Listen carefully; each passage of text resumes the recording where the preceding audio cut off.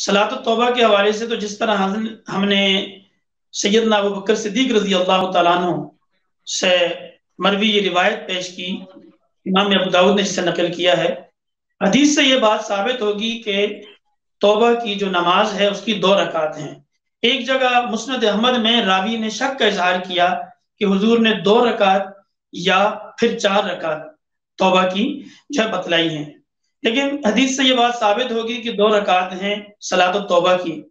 پڑھنے کا طریقہ بہت ہی آسان ہے، دیکھیں یہ ایسی نماز ہے، ایک تو ہم نے بتایا کہ اس کا کوئی وقت مقرر نہیں اور نہ ہی کوئی ممنوع وقت ہے، دوسرا اس کی جماعت نہیں ہے۔ علماء و مفسرین نے اور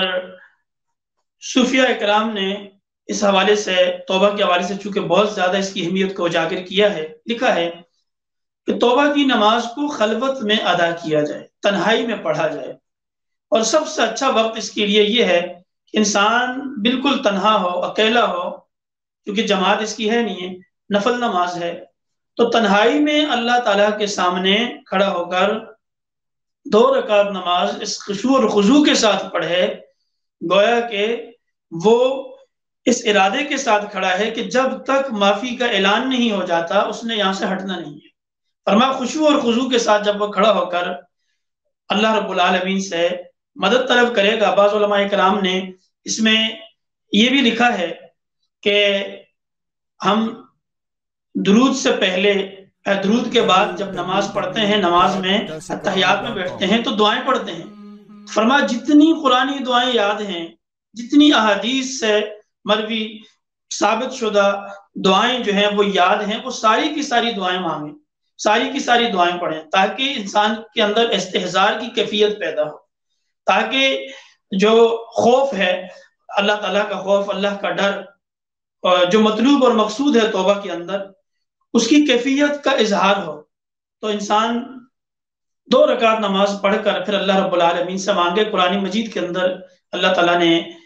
کئی مقامات پر فرمایا، بالخصوص سورہ شورى کے اندر، سورہ نجم کے اندر، الذین یجتنبون کبائر الاسم والفواحش، کہ جو کوئی بڑا گناہ سرزد ہو جائے کسی سے یا کوئی فحش کام سرزد ہو جائے تو اس کے بعد قرآن مجید میں مختلف مقامات پر فرمایا کہ استغفار کرو، اللہ سے رجوع کرو۔ تو اس سے بہتر رجوع نہیں ہے۔ انسان نماز جو سب سے اہم ترین چیز ہے اور نماز کی عبادات کے اندر سب سے زیادہ فضیلت ہے، فضیلت بھی نماز کو حاصل ہے۔ نماز سب سے عبادات کے اندر آپ دیکھیں تو پہلی چیز ہے کہ جس کے خاص طریقہ متعین ہے اور جس کے لیے اوقات اللہ تعالیٰ نے مقرر کیے ہیں۔ تو توبہ کی نماز جب بندہ پڑھتا ہے، پھر اللہ کے سامنے گڑ گڑاتا ہے، اللہ کے حضور مانگتا ہے، اپنی جو ہے ندامت کے اظہار کرتے ہوئے آنسو بہاتا ہے، تو اللہ رب العالمین سے یہ قوی امید ہے کہ اللہ تعالیٰ اس کے گناہوں کو معاف فرما دے گا، بخش دے گا، اور اس جو غلطی ہے، کوتاہی ہے، اس سے اللہ تعالیٰ درگزر فرمائیں گے۔